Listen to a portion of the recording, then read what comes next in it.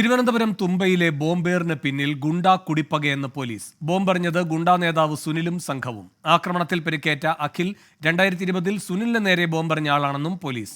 ഷഫീദ് റാവുത്തർ തിരുവനന്തപുരത്തുനിന്ന് കൂടുതൽ വിവരങ്ങളുമായി ചേരുന്നു. ഷഫീദ്, എന്താണ് ഈ സംഭവത്തെപ്പറ്റി പോലീസ് പറയുന്നത്?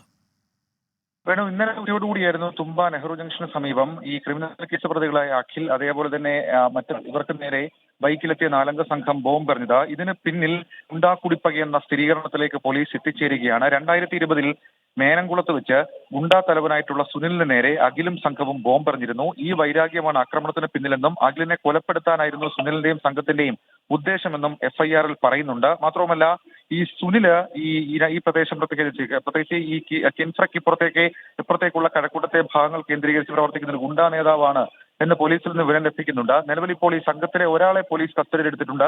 ഒരു വാഹനവും പോലീസ് കസ്റ്റഡിയിലെടുത്തു. മറ്റുള്ള പ്രതികൾക്കായി തെരച്ചിൽ ഊർജിതമാക്കിയിരിക്കുകയാണ്. ഈ ലഹരി തർക്കമുള്ള കാര്യങ്ങൾ ഈ സംഭവത്തിന് കാരണമായിട്ടുണ്ടോ, അല്ലെങ്കിൽ ലഹരി കച്ചവടവുമായി ബന്ധപ്പെട്ട തർക്കങ്ങൾ ഇതിന് കാരണമായിട്ടുണ്ടോ എന്നുള്ള കാര്യവും പോലീസിന്റെ അന്വേഷണ പരിധിയിലുണ്ട്. അതിനെക്കുറിച്ച് കൂടി ചില സൂചനകൾ പോലീസിന് ലഭിച്ചിട്ടുമുണ്ട്. വേണോ? ശരി, ഷഫീദ് റാവുത്തറാണ് തിരുവനന്തപുരത്തുനിന്ന് വിവരങ്ങൾ നൽകിയത്.